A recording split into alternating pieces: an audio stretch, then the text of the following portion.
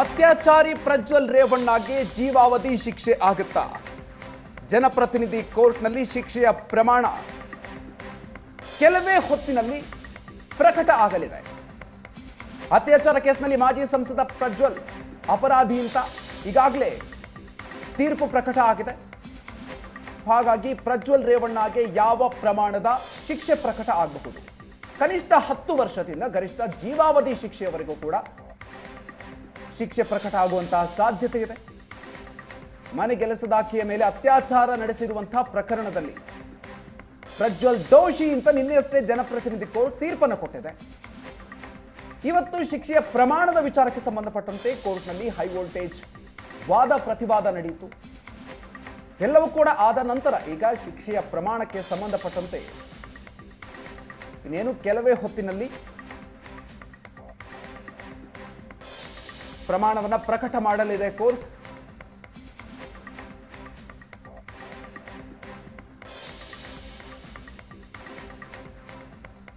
ನ್ಯಾಯಮೂರ್ತಿ ಸಂತೋಷ್ ಗಜಾನನ ಭಟ್ ಶಿಕ್ಷೆಯ ಪ್ರಮಾಣವನ್ನು ಪ್ರಕಟ ಮಾಡಲಿದ್ದಾರೆ. ಅದಕ್ಕೂ ಮುನ್ನ ಈಗ ಪ್ರಕ್ರಿಯೆಗಳು ನಡೀತಾ ಇದೆ. ಡಿಕ್ಟೇಟ್ ಮಾಡ್ತಾ ಇದ್ದಾರೆ ಅನ್ನುವಂಥ ಮಾಹಿತಿಗಳು. ಕೆಲವೇ ಹೊತ್ತಿನಲ್ಲಿ ಯಾವ ಪ್ರಮಾಣದ ಶಿಕ್ಷೆ ಪ್ರಕಟ ಆಗುತ್ತೆ? ಇನ್ನು ಈ ಸಂದರ್ಭದಲ್ಲಿ ಇವತ್ತು ಜನಪ್ರತಿನಿಧಿಗಳ ಕೋರ್ಟ್ನಲ್ಲಿ ಶಿಕ್ಷೆಯ ಪ್ರಮಾಣದ ವಿಚಾರಕ್ಕೆ ಸಂಬಂಧಪಟ್ಟಂತೆ ಸುದೀರ್ಘವಾಗಿ ವಾದ ಪ್ರತಿವಾದ ನಡೆಯಿತು. ಅತ್ಯಾಚಾರ ಕೇಸ್ನಲ್ಲಿ ಮಾಜಿ ಸಂಸದ ಪ್ರಜ್ವಲ್ ಕನಿಷ್ಠ 10 ವರ್ಷದಿಂದ ಗರಿಷ್ಠ ಜೀವಾವಧಿ ಶಿಕ್ಷೆಯವರೆಗೂ ಕೂಡ ಶಿಕ್ಷೆಗೆ ಒಳಗಾಗುವಂತಹ ಸಾಧ್ಯತೆ ಇದೆ. ಇನ್ನು ಪ್ರಜ್ವಲ್ ರೇವಣ್ಣಗೆ ಜೀವಾವಧಿಗಿಂತ ಕಡಿಮೆ ಪ್ರಮಾಣದ ಶಿಕ್ಷೆಯನ್ನ ನೀಡಬಾರದು ಅಂತ ಎಸ್ಪಿಪಿ ಜಗದೀಶ್ ವಾದವನ್ನ ಮಂಡನೆ ಮಾಡಿದ್ದಾರೆ. ಸಂಸದನ ಸ್ಥಾನದಲ್ಲಿದ್ದಂತಹ ಸಂದರ್ಭದಲ್ಲಿ ಮಹಿಳೆಯ ಮೇಲೆ ಅತ್ಯಾಚಾರವನ್ನ ಎಸಗಿರೋದು, ಹೀಗಾಗಿ ಪ್ರಜ್ವಲ್ಗೆ ಜೀವಾವಧಿ ಶಿಕ್ಷೆಯನ್ನು ವಿಧಿಸಬೇಕು ಅಂತ ಕೋರ್ಟ್ ಮುಂದೆ ಮನವಿಯನ್ನ ಮಾಡಿಕೊಂಡಿದ್ದಾರೆ. 10,000 ರೂಪಾಯಿಗೆ ಕೆಲಸಕ್ಕಿದ್ದಂತಹ ಮಹಿಳೆಯ ಮೇಲೆ ಪ್ರಜ್ವಲ್ ಅತ್ಯಾಚಾರ ಎಸಗಿರೋದು, ಉನ್ನತ ಸ್ಥಾನದಲ್ಲಿದ್ದು ಬಡ ಮಹಿಳೆಯ ಮೇಲೆ ಅತ್ಯಾಚಾರವನ್ನ ಮಾಡಿದ್ದಾನೆ. ಹೀಗಾಗಿ ಬ್ಲ್ಯಾಕ್ ಮೇಲ್ ಮಾಡೋದಕ್ಕೆ ಪ್ರಜ್ವಲ್ ವಿಡಿಯೋ ಕೂಡ ಮಾಡಿಕೊಂಡಿದ್ದ. ಅಪರಾಧಿ ಸಾಮಾನ್ಯದವನಲ್ಲ, ಸಂಸದನಾಗಿದ್ದಂಥ ವ್ಯಕ್ತಿಯಿಂದ ಈ ಕೃತ್ಯ ಆಗಿದೆ. ಪ್ರಜ್ವಲ್ ರೇವಣ್ಣ ವಿರುದ್ಧ ಹಲವು ಅತ್ಯಾಚಾರ ಪ್ರಕರಣಗಳು ಕೂಡ ಬಾಕಿ ಇದೆ. ಸೊ ಇಂಥ ವ್ಯಕ್ತಿಗೆ ಕೋರ್ಟ್ ದಯೆ ತೋರಿಸಬಾರದು ಅಂತ ಬಲವಾಗಿ ಎಸ್ಪಿಪಿ ವಾದವನ್ನ ಮುಂದಿಟ್ಟಿದ್ದಾರೆ. ಅದರ ಜೊತೆಗೆ ಅನ್ಯಾಯವನ್ನ ಹೇಳ್ಕೊಳ್ಳೋದಕ್ಕೆ ಶಕ್ತಿ ಇಲ್ಲದ ಮಹಿಳೆಯ ಮೇಲೆ ನಡೆಸಿರುವಂತಹ ಅತ್ಯಾಚಾರ ಇದು. ಹೆಚ್ಚಿನ ಡೀಟೇಲ್ಸ್ ಕೊಡ್ತಾರೆ ನಮ್ಮ ಪ್ರತಿನಿಧಿ ಕಿರಣ್. ಇದೀಗ ನಮ್ಮ ಜೊತೆಗೆ ದೂರವಾಣಿ ಸಂಪರ್ಕದಲ್ಲಿ ಜಾಯ್ನ್ ಆಗ್ತಾ ಇದ್ದಾರೆ. ಕಿರಣ್, ಸಾಕಷ್ಟು ಸುದೀರ್ಘವಾಗಿ ನಡೆದಿರುವಂತಹ ಕಾನೂನು ಪ್ರಕ್ರಿಯೆ. ಸೊ ಒಂದು ಹಂತಕ್ಕೆ ಈಗ ಶಿಕ್ಷೆಯ ಪ್ರಮಾಣ ಪ್ರಕಟ ಆಗುವಂತಹ ಸಂದರ್ಭದಲ್ಲಿ ಒಂದು ಹಂತಕ್ಕೆ ಅಂತ್ಯ ಆಗುತ್ತೆ. ಸೊ ಈ ಒಂದು ಸಂದರ್ಭದಲ್ಲಿ ಏನೆಲ್ಲ ಬೆಳವಣಿಗೆ ಈಗ ನಡೀತಾ ಇದೆ ಕೋರ್ಟ್ ಹಾಲ್ನಲ್ಲಿ? ಖಂಡಿತ ಮಧುಕರ್, ಪ್ರಜ್ವಲ್ ರೇವಣ್ಣ ಮಾಜಿ ಸಂಸದ ಆತನ ಮೇಲೆ ದಾಖಲಾಗಿದ್ದಂತ ಅತ್ಯಾಚಾರ ಪ್ರಕರಣಕ್ಕೆ ಸಂಬಂಧಿಸಿದಂತೆ ಸಾಕಷ್ಟು ವಿಚಾರಣೆ ನಡೆದು ಸುದೀರ್ಘ ವಿಚಾರಣೆ ನಡೆದು ಇವತ್ತು ಟ್ರಯಲ್ ಕೋರ್ಟ್ ಜನಪ್ರತಿನಿಧಿ ನ್ಯಾಯಾಲಯ ಇವತ್ತು ಶಿಕ್ಷೆ ಪ್ರಮಾಣ ಪ್ರಕಟಿಸ್ತಾ ಇರ್ತಕ್ಕಂಥದ್ದು. ಇನ್ನು ಕೆಲವೇ ಕ್ಷಣಗಳಲ್ಲಿ ತೀರ್ಪು ಹೊರಬೀಳುತ್ತೆ. ಮುಖ್ಯವಾಗಿ ಏನಂದ್ರೆ ನಿನ್ನೆ ನಿರ್ದೋಷಿ ಅಂತ ಈಗಾಗಲೇ ಕೋರ್ಟ್ ಆದೇಶ ಮಾಡಿತ್ತು.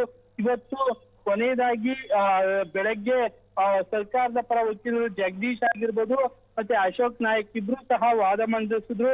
ಸಂತ್ರಸ್ತ ಮಹಿಳೆಗೆ ಸೇರಿದಂತೆ ಸಾಕಷ್ಟು ಮಹಿಳೆಯರ ಮೇಲೆ ಅತ್ಯಾಚಾರ ಆರೋಪ ಕೇಳಿ ಬಂದಿರ್ತಕ್ಕಂಥದ್ದು. ಅತ್ಯಾಚಾರ ನಡೆಸಿದ ಪ್ರಜ್ವಲ್ ರೇವಣ್ಣಗೆ ಗರಿಷ್ಠ ಶಿಕ್ಷೆಯನ್ನ ಕೊಡಬೇಕು. ಹೀಗಾಗಿ ಆತನ ಮೇಲೆ ದಾಖಲಾಗಿದ್ದಂತಹ 376(2) ಕ್ಲಾಸ್ 1 N ಮತ್ತೆ K ಅಡಿ ಆರೋಪ ಇದೆ. ಪ್ರಕರಣದಲ್ಲಿ ಕನಿಷ್ಠ 10 ವರ್ಷ ಗರಿಷ್ಠ ಶಿಕ್ಷೆಯನ್ನ ನೀಡಬೇಕು. ಮತ್ತೆ ಮುಖ್ಯವಾಗಿ ಏನಂದ್ರೆ ಈ ಪ್ರಕರಣದಲ್ಲಿ ಪ್ರಜ್ವಲ್ ರೇವಣ್ಣ ಸಂತ್ರಸ್ತೆ, ಅವಿದ್ಯಾವಂತೆ ಇದ್ದಾರೆ, ಯಾವುದೇ ಸ್ಟೇಟಸ್ ಇಲ್ಲ, ಕೆಲಸಕ್ಕಾಗಿ ಊರು ಬಿಟ್ಟು ಬಂದಿದ್ದ ಮಹಿಳೆ ಮೇಲೆ ಅತ್ಯಾಚಾರ. ಆರೋಪಿ ಮನೆಯಲ್ಲಿ ಕೇವಲ 10,000 ರೂಪಾಯಿಗೆ ಕೂಲಿ ಕೆಲಸ ಮಾಡ್ತಾ ಇದ್ರು. ಅಂತಹ ಸಂತ್ರಸ್ತ ಮಹಿಳೆಯನ್ನ ಅತ್ಯಾಚಾರ ಎಸಗಿರ್ತಕ್ಕಂಥದ್ದು ಕೇಸ್ನ ಫ್ಯಾಕ್ಟ್ ಗೊತ್ತಿದೆ. ಯಾಕೆ ಗರಿಷ್ಠ ಶಿಕ್ಷೆ ನೀಡಬೇಕು ಎಂಬುದನ್ನ ಹೇಳಿ ಜಡ್ಜ್ ಅಂತ ಕೇಳ್ತಾರೆ. ನಂತರ ಸಂತ್ರಸ್ತ ಮಹಿಳೆಗೆ ಆರೋಪಿಯ ವಯಸ್ಸಿನ ಮಗ ಇದ್ದಾನೆ, ಆರೋಪಿ ತುಂಬಾ ಪ್ರಭಾವಿ ಇದ್ದಾನೆ, ರೇಪ್ ಕೇಸ್ಗೆ ಸಂಬಂಧಿಸಿದಂತೆ ಗರಿಷ್ಠ ಶಿಕ್ಷೆಯನ್ನ ನೀಡಬೇಕು. ವಿಡಿಯೋ ಬಹಿರಂಗವಾದಾಗ ಮಹಿಳೆ ಆತ್ಮಹತ್ಯೆ ಮಾಡಿಕೊಳ್ಳೋ ಯೋಚನೆ ಕೂಡ ಮಾಡಿದ್ರು.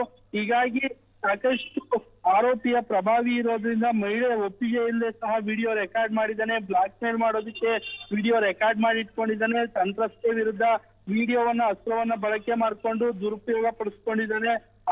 ಆರೋಪಿ ಸಾಮಾನ್ಯ ವ್ಯಕ್ತಿ ಅಲ್ಲ, ಸಂಸನ ಆಗಿದ್ದವನು, ಕಾನೂನು ರಚನೆ ಭಾಗದಲ್ಲಿ ಭಾಗಿಯಾಗಿರ್ತಕ್ಕಂಥವನು, ಸಂಸದನಾಗಿದ್ಕೊಂಡು ಒಬ್ರಿಗೆ ಮಾದರಿ ಆಗ್ಬೇಕಿತ್ತು. ಕಾನೂನು ಗೊತ್ತಿರ್ತಕ್ಕಂಥ ಆರೋಪಿಯೇ ಅತ್ಯಾಚಾರ ಇದ್ದಾನೆ. ಬೇರೆ ಬೇರೆ ಮಹಿಳೆಯರ ಜೊತೆಗಿನ ವಿಡಿಯೋ ರೆಕಾರ್ಡ್ ಮಾಡಿದ್ದಾನೆ. ಈ ವಿಡಿಯೋಗಳನ್ನ ಹಲವು ಜನ ವೀಕ್ಷಿಸಿದ್ದಾರೆ.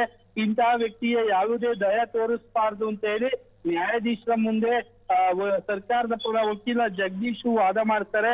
ನಂತರ ಅನ್ಯಾಯ ಆಗಿದೆ ಮಹಿಳೆಗೆ. ಆ ಮಹಿಳೆಯನ್ನ ಆರೋಪಿ ಕುಟುಂಬ ಕಿಡ್ನಾಪ್ ಮಾಡಿತ್ತು, ಎದುರಿಸುವ ಪ್ರಯತ್ನ ಮಾಡಿತ್ತು, ಸಾಕ್ಷಿಯನ್ನ ನಾಶ ಮಾಡೋ ಪ್ರಯತ್ನ ಮಾಡಿತ್ತು, ಮಾಧ್ಯಮಗಳಿಗೆ ಸುಳ್ಳು ಹೇಳಿಕೆಯನ್ನ ಕೊಡಿಸೋ ಕೆಲಸವಾಯ್ತು.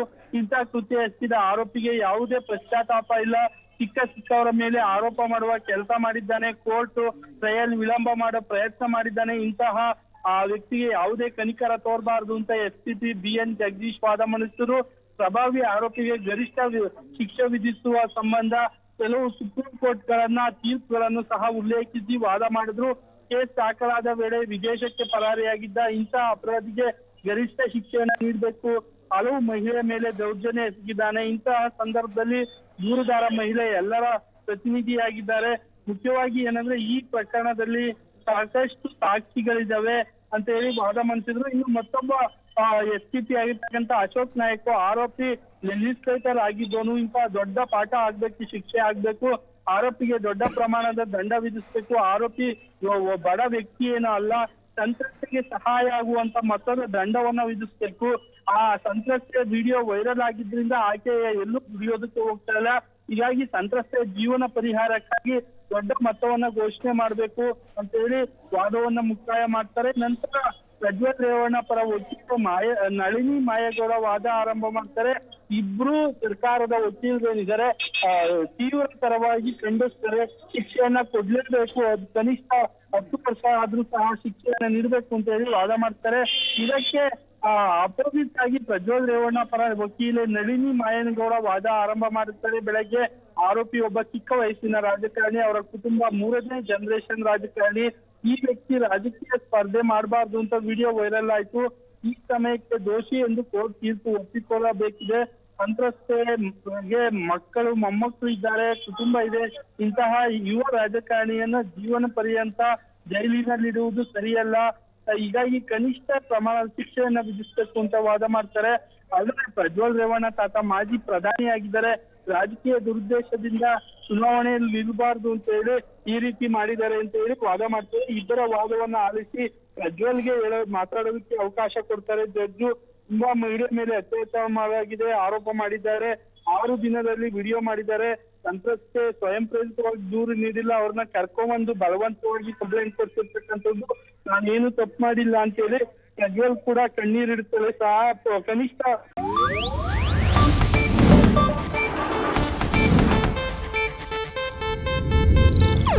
ಇದು ಏಷ್ಯಾನೆಟ್ ನ್ಯೂಸ್ ನೆಟ್ವರ್ಕ್ ಪ್ರಸ್ತುತಿ.